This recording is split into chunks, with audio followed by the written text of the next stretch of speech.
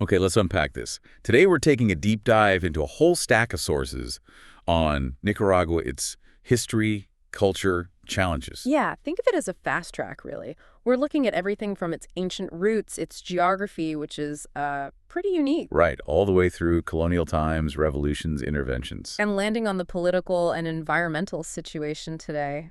Quite a journey. Our mission basically is to pull out the key takeaways, the surprising bits, and connect the dots so you can get a solid handle on this fascinating country. Should be some aha moments, hopefully. Let's start with the place itself, Nicaragua's geography. It's incredibly diverse, like a land of extremes almost. Definitely. The sources talk about the highest peaks in the region, some Cristobal in the volcanic chain, right down to these Pacific lowlands. Huge contrast. And the lakes. Yeah. Lake Nicaragua, second biggest freshwater lake in Latin America. Uh-huh. And the sources say it's the only freshwater lake in the world with sharks. That's kind of wild. Sharks in a freshwater lake. That alone tells you something, doesn't it? And it's not just one environment either. Two distinct coastal plains, Pacific and Caribbean. Totally different, yeah. Topography, culture, everything. Plus, you've got transitional zones, mangrove swamps, incredible ecosystem diversity. The sources even describe this feeling of, like, instant acclimation traveling there. One minute you're by waterfalls and lush jungle. The next, you're in a hot, buzzing Caribbean town, music everywhere, rapid shifts. So to understand the history, we need to go way back, like 8,000 years back. Human presence that long ago. Yeah, the sources point to evidence like flake tools near Lake Salatlan at the Aqualinka site. They link it to climate changes back then, late Pleistocene, Holocene shifts. And there are ruins all over, testifying to what the sources call a great past. Ancient cultures that. Well, one source has a very colorful phrase. Oh, yeah. It says they staggered to its end like an inebriate before the Spanish even showed up. Wow. Like near Lake Cocibolca, these huge earth mounds. Big as the Bronx, apparently. Politics, trade, festivals. But why they declined? The sources say we don't really know for sure today. And the evidence, anthropology, linguistics, it all points to the highest populations being right there along those volcanic lakes. Makes sense, right?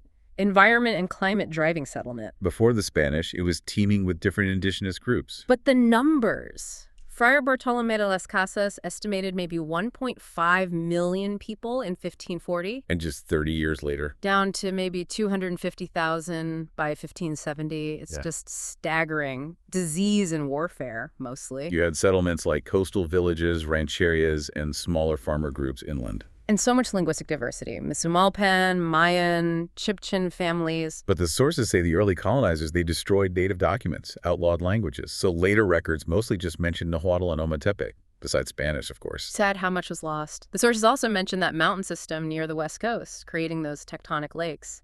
And things like the natural bridge, though how they measured lakes back then, who knows? Okay, so moving into the colonial era, this diverse land becomes a stage for, well, imperial clashes and massive culture shock. The Spanish arrive in the 1520s. 1524, specifically in the Pacific, raising the flag in León and Granada. And that immediately brings instability, coercion, attempts to convert indigenous people. But here's where Nicaragua's story gets really unique, the Atlantic coast. The Mestiza. Right, completely different. Indigenous groups there, plus imported African slaves, they actually resisted Spanish control successfully. So successfully, in fact, that the Spanish crown basically ceded the coast to Great Britain in 1570. Ceded it to the British. And they held it for 2 centuries. Yeah, but in a very particular way, indirect control. They let indigenous rulers and non-Spaniards keep their autonomy. In exchange for what? Trade routes? Exactly. Control of trade. So this whole region developed separately with its own alliances, even predating the unified Nicaraguan state, and they often challenged the British too. Places like Bluefields, Somoza, English traders setting up shop by the late 1600s. Meanwhile, back on the Pacific side, the Spanish conquest is underway. Gil González Dávila in 1524. Founded some towns, but the sources say the initial impact wasn't huge. Limited, yeah. Friars were baptizing and enslaving people, sure, but many just fled, headed for the highlands, safer areas. The sources don't shy away from the brutality, though. Attacks on León by Salcedo Alvarado. Alvarado hitting Granada later, losing gold. Cruelty was definitely a defining feature. Failed attempts to subdue the East, the Nicaraos. There's this one expedition, Pedro Oriola, in 1540. Source says it fouled the lakes with blood. Chilling phrase. He got driven off eventually. Then Cordoba in 1524. He finds natives fleeing the coasts, destroys towns like Rivas, San Juan de Nicaragua. But meets tougher resistance inland. Yeah, it took until 1526 to get submission there. Cities founded near the Big Lake around 1527-28. And Leon's founding, sources call the seizure of its foundations by Salazar in 1528 the first great controversy. It's interesting, right? Both Leon and Granada were founded among native groups friendly to their specific founders, but the goal for both Spaniards was submission to Spain overall. Complex loyalties. So this whole period, colonization, shifting empires, it sets the stage for independence, right? Absolutely. The colonial order was crumbling. The British leaving the Mosquito Coast creates a power vacuum, even though they, and later the U.S., kept eyeing the region. Plus, Spain was losing ground everywhere else in Latin America, and Napoleon invading Spain in 1808. That was the spark. Mexico declares independence in 1810, and that inspires others across New Spain. And in Nicaragua itself, the sources say indigenous resistance actually led to urban revolts way back in 1811. Which builds towards September 15, 1821, a de facto rebellion. The sources paint it as hungry, uneducated people rising against colonial abuse, a real grassroots movement. But independence didn't mean instant peace. Far from it. Political fragmentation right away. Yeah, Nicaragua first opted for union, not independence, leading to border wars. Southern provinces joined a union in 1823 after a bloodless war against Nicaragua. Bringing only 2 years of quiet. Pretty much. Then 1838 hits, and you've got civil wars breaking out that last into the 1850s. Constant turmoil. And that turmoil opens the door for William Walker, the American filibuster, 1855. Oh boy, yeah. A whole new chapter. Short-lived dictatorship, abuses of power. He promoted English as the national language. Seriously. The sources say so. His audacity, though, it actually unified Nicaraguans against him. Temporarily, at least. General Jose Dolores Estrada emerges as a hero, right? Defeating Walker in 57. Viva Nicaragua Libre, that was the cry, according to the sources. A real moment of national pride. But unity was short-lived. Civil war breaks out again immediately. Grievances from the Walker conflict, conservative versus liberal battles. Yeah, President Salgado's conservatives versus liberal reforms. More bloody fighting. So those early Republican ideals? Civilian rule, constitution, they just couldn't hold up. Not under the pressure of civil war and foreign meddling, no. The wars from 1855 basically dragged on into the late 1860s. Constitutional government just collapsed. It became like the defining historical narrative. But the sources mention a slight shift later. Liberals and conservatives starting to agree on national sovereignty. Yeah, maybe facing that external threat forced some common ground. Because U.S. ambitions were definitely growing. The Panama Canal. Exactly. And by 1908, Nicaragua is caught in what the sources call the neighboring war industry, a stark term. And the U.S. strategy. Intimidate or buy out any president showing signs of independence. Anti-American attitudes. That's how the sources frame it. It's fascinating, though. One source suggests the liberal-conservative split might have been almost accidental, like both wanted democracy but got stuck in the fight. Still, the factionalism continued after 1859. Parties rebuilt, external powers picked sides. The cycle continued. And that carries right into the early 20th century. Repression, revolution, loss, disappointment, but also new hope, new ways of organizing. Then comes 1927, a major civil war. Sandino's guerrillas against U.S. forces. Sandino himself called it the Great Nicaraguan War. Really marks the start of decades of violence tied to that nationalist versus interventionist struggle. And the U.S. Marines were actually occupying Nicaragua before that, right? 1912 to 1926. And militarily, yes. The justification cited in the sources. Defending U.S. business interests, they named the Nickel Ayote Fruit Company, and keeping conservatives in power. But the sources also caution against seeing it only as a reaction to invasion or economic power. They say that view misses underlying social dynamics. It's complex. After the U.S. sources leave in 1933, that's when Anastasio Somoza Garcia makes his move, manipulates his way to dictatorial power. And that begins the Somoza era, 40 years of family rule, until the Sandinista Revolution in 1979. Somoza Garcia takes office January 1st, 1937, and his first move, according to the sources, chilling, orders the assassination of his main rival, Augusto Cesar Sandino. Yeah, and the sources add a really stark detail. Allegedly done with help from contract killers trained in Texas by retired U.S. military. And right after, the U.S. grants Somoza diplomatic recognition. Tells you a lot about the context. So the dynasty begins. Father, son, grandson, Anastasio Somoza Garcia, Luis Somoza Debayle, Anastasio Somoza Debayle. 40 years dominating politics, the economy. Somoza Garcia himself, humble origins but related to wealth. He built this dynasty, amassed incredible riches, hotels, ranches, banks, investments everywhere. The sources paint a picture of the family by 1978 just looting the country, turning the agricultural export boom into their personal family corporation. Just incredible levels of control, but resistance was always there. Sandino became this powerful symbol even after his death. And the sources draw a direct line, don't they? U.S. imperialism breeding anti-imperialist movements, from Sandino to the FSLN, even to modern migration debates. They point to President Zelaya back in 1909, denouncing dollar diplomacy, trying to get back railways and ports. And immediately being seen as suspicious by the U.S. That pattern again. Sovereignty efforts met with intimidation or buyouts. Exactly. The public anger against Somoza's corruption and tyranny, especially in the late 50s, early 60s, it really lit a fire under the rural population. Giving rise to the FSLN, the Armed Guerrilla Front. And then the spark that ignites the final revolution, the assassination of Pedro Chamorro in January 78. The media mogul leading protests. His death unleashes these violent insurrections. 25,000 people killed, the sources say. Tragic. Leading directly to July 19th, 1979, the Sandinistas, the FSLN, ride this wave of popular support, leftist politics, and overthrow Somoza. Taking control.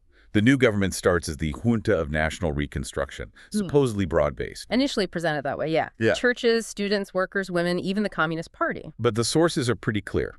Any idea of real power sharing with non-Sandinistas, it either disappeared fast or was actively crushed. They consolidated power quickly, 1980-81, built up the security forces, pursued these ethical social transformations. And they did have successes, right?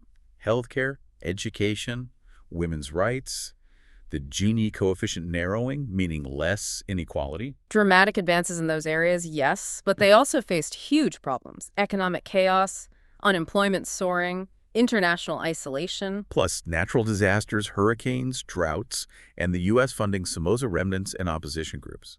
A perfect storm, really. The Sandinistas were also adept at crafting a narrative, the sources note, linking historical resistance, colonial, national, into one tradition, fighting for the patria against foreign domination. Even bringing indigenous heroes like Dirianjan into their revolutionary story. The FSLN itself, named after Sandino, started small organizing demos before going to armed struggle. Then those big urban actions later on. Like the central bank raid in '68, or that store takeover in Managua in '78. Right, the store takeover really escalated things, drew huge protests, but also led to many deaths. And internally, within the FSLN, tensions. How about what? Big questions, the sources say. What does victory actually mean? What kind of state are we building? How much popular support do we really need? And they backed away from planned national discussions. Apparently. Instead, the sources describe a thought-silencing campaign, measures that one source compared to Somoza's own restrictions on dissent, very narrow limits on disagreement. So after the '79 revolution, Nicaragua becomes a Cold War flashpoint. And the U.S. response. Aggressive, yeah. The sources state the main goal was pretty blunt. Overthrow the Sandinistas, put in a pro-U.S. government. Using the Contras, the counter-revolutionaries. Tasked with harassing the Sandinista regime, exactly. U.S. aid, which had propped up Somoza, was cut off fast.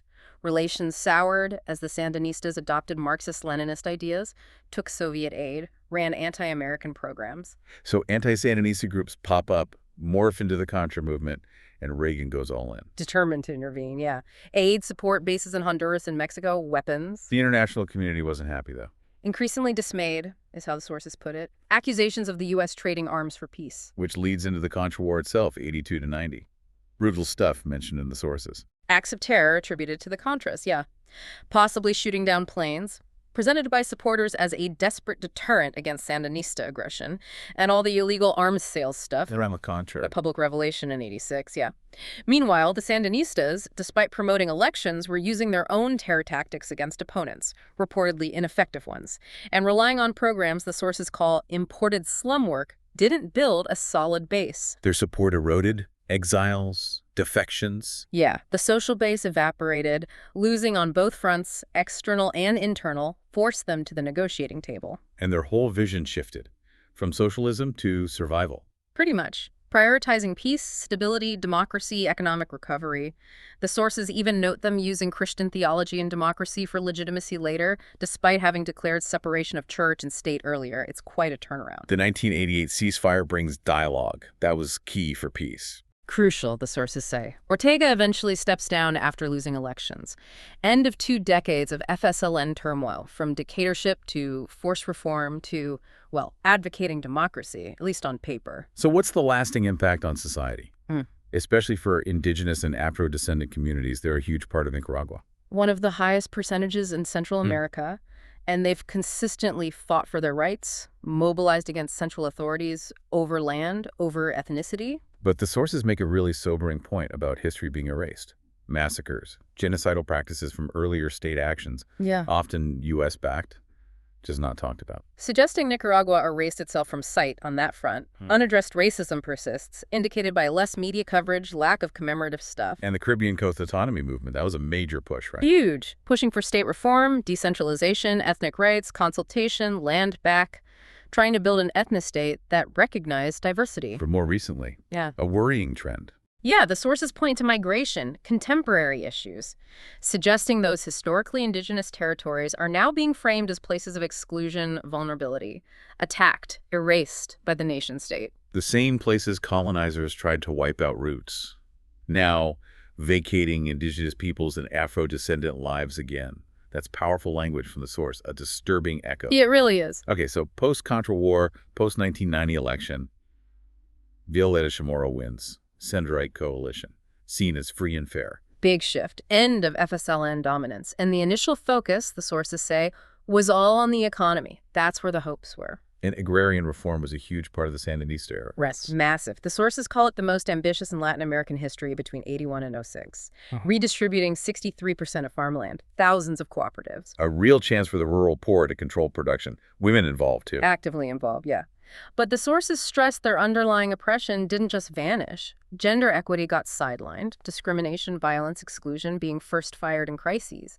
They even name a specific male chauvinist group, Baron, discriminating against women in the countryside. And then after the '90 election, neoliberalism takes over. That whole reform gets dismantled over the next decade. Pretty much. Cooperative land sold, privatization, organizations broken up. Leaving people today with restricted access to resources. Debt, bad land allocation, leading to poverty stuck at early 90s levels. Lack of development policy. Still one of the poorest countries in the region. Agriculture employing 2/3 of people. Some growth pre-2008, but fragile. Hurricane Mitch in '98 was a massive blow. Recovery involved international help, rebuilding, and the usual prescriptions from financial institutions.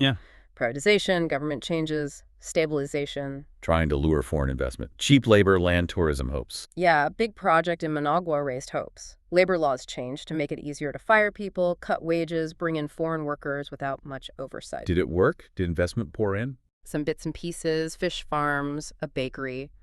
But the sources say investors remained wary. The history, the poverty, crime, human rights worries.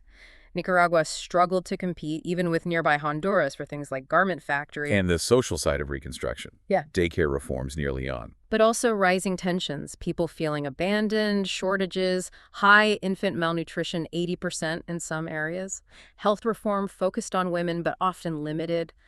A real fear of slipping back to the bad old days of the 70s. Okay, bringing us closer to today. Modern politics. Alemán getting out of prison in 2002. The sources offer some pretty stark takes. One calls Nicaragua one of the most miserable places, risking social catharsis, organized crime, even calls the Bolaños presidency a dictatorship in that context. Strong words. Yeah. But the same source notes things calmed down a bit under Bolaños. That back-and-forth political culture eased. Yeah, Ortega becoming VP, the FSLN legislature blocking some privatization, that calmed fears of a return to radicalism for a while. But the sources seem skeptical about lasting peace, pointing to FSLN overtures to the U.S., patterns repeating, suggesting hope lies in economics building up before hysteria dictates political decisions. It's a recurring theme. The 1990 election felt like a real chance, though. First time people felt it was a level playing field after years of fraud and FSLN dominance had made everyone cynical. And the FSLN party itself changed, from revolutionary dominance to something else. Fragmented forces challenged it.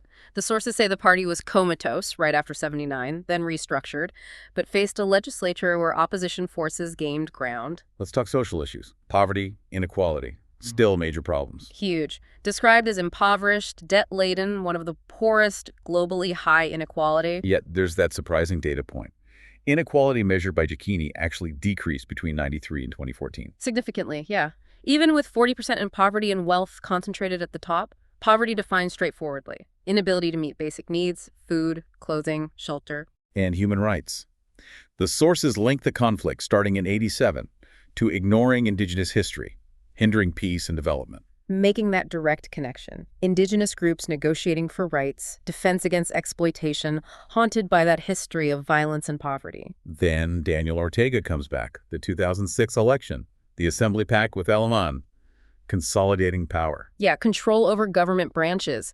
By 2008, sources point to efforts towards a personalized government institutional decay setting in. Targeting the judiciary, social programs, a regime with bipolar characteristics. Capitalist state on one hand, personalized power on the other. Criticism, even from elites, met with harsh repression, almost like during the armed conflict years before. Leading to institutional disintegration, militarization to fight drugs, crackdowns on peasant land defenders in 2009. Brutal responses to protests, too, like against transport fare hikes in 2015-16, a concerning trajectory described in the sources. Let's shift to the environment. A massive challenge. Nicaragua barely contributes to global emissions. Less than 0.1%, yet it's incredibly vulnerable to climate change. Second most vulnerable in Latin America, Caribbean. Most exposed to extreme weather in Central America. That's what the sources say. And the frequency of disasters has shot up in the last 30 years. More intense rain, rising temperatures, leading to more floods, deforestation, droughts, landslides. Hitting everything. Agriculture, water, energy, health, biodiversity, infrastructure. And combined with high poverty, it's likely pushing more migration, more food insecurity, more frequent severe storms, hurricanes. But Nicaragua also has incredible biodiversity, right? Lakes, swamps, forests. Some of the biggest remaining wetlands in Central America, though mostly unprotected. Specific sites like Laguna Giloa are mentioned as key nature reserves.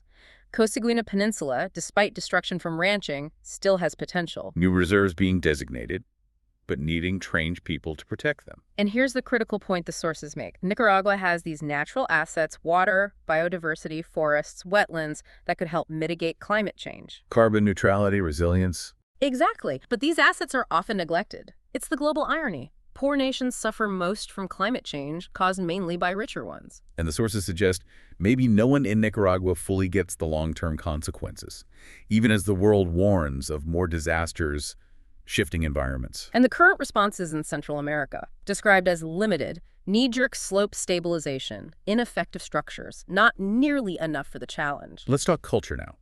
A blend, right? Pre-Columbian, European, African. Multicultural, definitely. History going back 15,000 years. Archaeological treasures like Loma de la Cruz, statues, ceramics, evidence of deep roots. And a strong literary tradition. First novel published in America written there.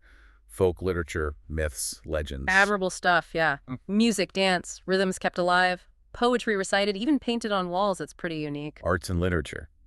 The sources see the Spanish conquest as, oddly, the start of two nations, Honduras and Nicaragua. And the Sandinista Revolution brought big cultural changes. Ministry of Culture created those popular workshops of poetry in cities and countryside. Controversial. Some said they limited creativity, but they definitely spread poetry. And festivals. Big community events, mixing religious and secular. Absolutely central. Fiesta de Santo Domingo in Managua is the big one. August, processions, crowds, music, dancers, horsemen, fireworks, even decorated bulls. And another procession a week later. More solemn, yeah. Then the Fiestas de la Merced in Masaya in September. Streets full of music, color, free dancing, singing, a big stage with musicians from all over. Sounds amazing. And internationally, a history of regional partnerships. Central American Union attempts back in the 30s. Yeah, though they failed due to imbalances. The Sandinistas proposed the Central American market in the 80s. El Salvador liked it, Costa Rica and Honduras didn't. Nicaragua got drawn into regional conflicts too, like Honduras versus El Salvador in '69. And globally, early union ideas like the Bolivarian Federation. British interest in the Caribbean coast always looming large. San Juan's strategic importance. Leading to conflict, external powers meddling. The first 50 years of Nicaraguan rule over the Caribbean coast were tough, trying to impose administration. Trade hubs rose and fell. And more recently, international relations tied to human rights. Claims against the government taken abroad, debates about multi-ethnicity and pluralism. Okay, so pulling this all together, Yeah. what's the big picture? It's a Nicaragua deeply shaped by, well, everything we've discussed. That incredible geography, the layers of history, indigenous civilizations, empires clashing, that long, often violent fight for self-determination. Cycles of turmoil. Dictatorships, revolutions, foreign intervention. It all leaves a mark. External forces, internal conflicts, hitting society, economy, environment hard. But what stands out is that spirit of resistance, isn't it? Woven all the way through. Indigenous revolts, Sandino, the FSLN, the ongoing struggles for rights, especially for indigenous and Afro-descendant people. Yeah, despite all the hardship, the poverty, the human rights issues, the sources highlight. The culture is vibrant, the biodiversity is rich, people aspire for more. That resilience is key. Which leads to a final thought, perhaps, for you listening. How do those deep historical roots, the imperial competition, the internal conflicts, that pattern of outside influence, how do they continue to shape Nicaragua's path today, especially now, facing global challenges like climate change and the urgent need for development that actually benefits everyone?